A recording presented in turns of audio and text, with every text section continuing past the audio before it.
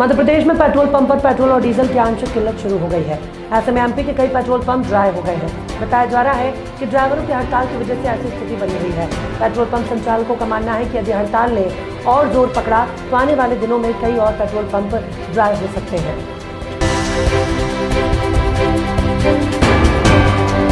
मध्य प्रदेश में जिस तरह मुख्यमंत्री डॉक्टर मोहन यादव का नाम अचानक सामने आया, उसी तरह मंत्रिमंडल का विस्तार और फिर विभाग वितरण भी आश्चर्यजनक रहा। मुख्यमंत्री डॉक्टर मोहन यादव के पास कई प्रमुख विभाग हैं। मुख्यमंत्री डॉक्टर मोहन यादव ने विभागों का विवरण करते हुए सभी मंत्रियों को निष्ठापूर्वक जनहित में काम करने को लेकर शुभकामनाएं दी है। 22 जनवरी को होने वाले अयोध्या में राम मंदिर प्राण प्रतिष्ठा आयोजन को लेकर भी तैयारियां जोर शोर से पूर्ण की जा रही हैं। इसी कड़ी में विशेष मेहमानों के साथ साथ श्रद्धालुओं के भी भारी संख्या में अयोध्या पहुंचने का अनुमान लगाया जा रहा है। वहीं दूसरी तरफ काशी के युवाओं ने एक ऐसा वॉर रूम तैयार किया जिसके माध्यम से 200 देश के राम भक्तों को जोड़ा जाएगा।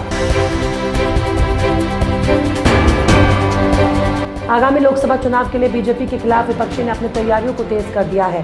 जेडीयू ने भी आगामी चुनाव के लिहाज से कई बदलाव किए। पार्टी की कमान अब ललन सिंह की जगह बिहार के मुख्यमंत्री नीतीश कुमार के हाथों में चली गई है। इसका फैसला दिल्ली में हुई राष्ट्रीय कार्यकारिणी की बैठक में लिया गया है। उत्तर प्रदेश सरकार के मुख्य सचिव दुर्गा शंकर मिश्रा के सेवा विस्तार को हरी झंडी मिल गई है। दुर्गा शंकर मिश्रा का कार्यकाल 6 महीने के लिए बढ़ाया गया। ये तीसरी बार होगा जब उनकी सेवा का विस्तार किया गया। 31 दिसंबर को उनका कार्यकाल समाप्त हो रहा था। ऐसे में एक दिन पहले दुर्गा शंकर मिश्रा के सेवा विस्तार पर केंद्र ने मोहर लगा दी। हाई प्रोफाइल आईपीएस अधिकारी रश्मि शुक्ला महाराष्ट्र की नई पुलिस महानिदेशक डीजीपी होंगी। सूत्रों ने ये जानकारी दी। शुक्ला वर्तमान पुलिस महानिदेशक डीजीपी रजनीश सेठ से राज्य पुलिस की बागडोर संभालने के लिए पूरी तरह तैयार हैं। रजनीश सेठ जल्द ही महाराष्ट्र लोक सेवा आयोग के अध्यक्ष के रूप में पदभार संभालेंगे।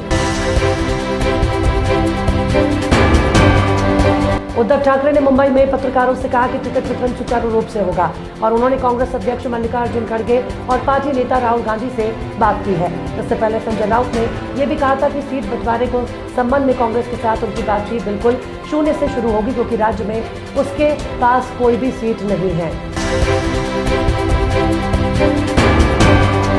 भारतीय नौसेना ने कारोबार की सुरक्षा के लिए कमर कस ली है। समुद्र के जरिए हो रहे करीब $1 ट्रिलियन की निर्यात और आयात की सुरक्षा का जिम्मा अब नौसेना उठाएगी। पिछले कुछ हफ्तों में लाल सागर, अदन की खाड़ी और सेंट्रल और उत्तर अरब सागर में जहाजों पर हमले बढ़े हैं। समुद्री लुटेरों ने अब कारोबारी जहाजों पर ड्रोन हमले शुरू कर दिए थे। भारतीय रिजर्व बैंक ने 2024 के आगाज से पहले ही अगले साल के पहले महीने के छुट्टियों की लिस्ट जारी कर दी है। आरबीआई के अनुसार अलग अलग त्योहारों, जयंती और राष्ट्रीय पर्व के कारण बैंकों में जनवरी में कुल 16 दिन अवकाश रहेगा। आरबीआई राज्यों के लोकल त्योहारों और जयंती के हिसाब से छुट्टी की लिस्ट जारी करता है।